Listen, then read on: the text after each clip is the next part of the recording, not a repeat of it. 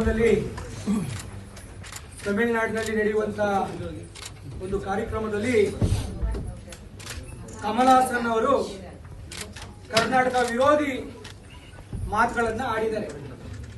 ಏನು ತಮಿಳಿನಿಂದ ಕನ್ನಡ ಹುಟ್ಟು ಅನ್ನುವ ಅವರ ಹೇಳಿಕೆಯನ್ನ ಮೊದಲನೇದಾಗಿ ಖಂಡಿಸ್ತಾ ಇದ್ದೀವಿ.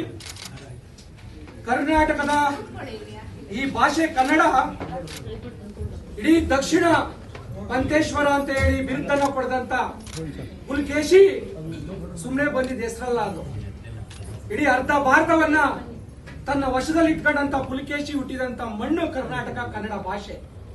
ಅಂತ ನಾಡಿನ ಬಗ್ಗೆ ಆ ಭಾಷೆ ತಮಿಳಿನಿಂದ ಹುಟ್ಟು ಅನ್ನುವ ಹೇಳಿಕೆಯನ್ನ ದುರಂಕಾರದ ಹೇಳಿಕೆಯನ್ನು ನೀಡಿದಂತ ಕಮಲ್ ಹಾಸನ್ಗೆ ಅಲ್ಲೇ ಇದ್ದಂತ ನಮ್ಮ ನಟರು, ಕನ್ನಡದ ನಟರು, ನಾವೆಲ್ಲ ಪ್ರೀತಿಸುವಂತ ಶಿವಣ್ಣ ಧ್ವನಿ ಎತ್ತಲಿಲ್ಲ. ಇವತ್ತು ಸಮರ್ಥನೆ ಮಾಡ್ಕೊಂಡಿದ್ದಾರೆ. ಇವತ್ತು ಅವರೊಂದು ಹೇಳಿಕೆಯನ್ನ ಕೊಡ್ತಾರೆ. ಕಮಲ್ ಹಾಸನ್ಗೆ ಕನ್ನಡದ ಮೇಲೆ ಅಭಿಮಾನ ಇದೆ, ಆದ್ರೆ ಅದನ್ನ ಯಾಕೆ ದೊಡ್ಡದು ಮಾಡ್ತಿದ್ದೀರಾ ಅಂತ ಕೇಳ್ತಾರೆ. ರಾಜಣ್ಣ ಹುಟ್ಟಿದಂತ ನಾಡಲ್ಲಿ ಹುಟ್ಟಿದ್ವಿ ನಾವು.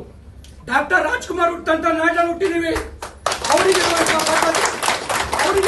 ಕನ್ನಡ ಮೇಲಿನ ಪ್ರೇಮ ಶಿವಣ್ಣಂಗೆ ಯಾಕೆ ಬರಲಿಲ್ಲ ಅಂತ ನಂಗೆ ಗೊತ್ತಿಲ್ಲ.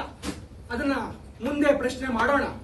ಆದ್ರೆ ಕಮಲ್ ಹಾಸನ್ ಕರ್ನಾಟಕದ ವಿರುದ್ಧ ಮಾತನಾಡಿರುವ ಹೇಳಿಕೆ, ಕನ್ನಡ ಭಾಷೆ ವಿರುದ್ಧ ಮಾತನಾಡಿರುವಂತ ಹೇಳಿಕೆಯನ್ನ ಬೇಷರತ್ತಾಗಿ ವಾಪಸ್ ಪಡಿಬೇಕು.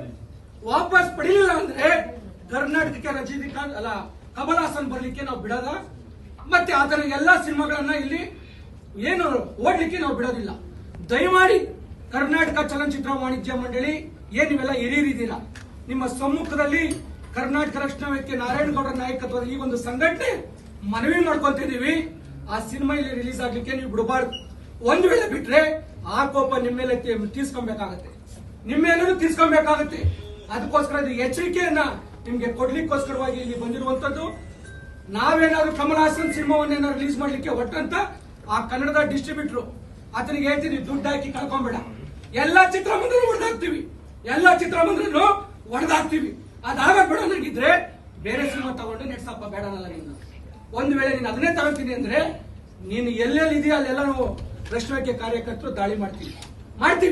ಮತ್ತೆ ಕನ್ನಡ ಚಲನಚಿತ್ರ ವಾಣಿಜ್ಯ ಮಂಡಳಿ ಇದನ್ನೇನಾದ್ರೂ ಗೌರವಯುತವಾಗಿ ತಗೊಂಡು ಕನ್ನಡಿಗರ ಪರವಾಗಿ ನಿಲ್ಲಿಲ್ಲ ಅಂದ್ರೆ ವಾಣಿಜ್ಯ ಮಂಡಳಿನೂ ಬಿಡೋದಿಲ್ಲ ಅನ್ನೋ ಎಚ್ಚರಿಕೆಯನ್ನ ನೇರವಾಗಿ ಕೊಡ್ತಾ ಇದ್ದೀವಿ. ನಾರಾಯಣಗೌಡ್ರಿಗೆ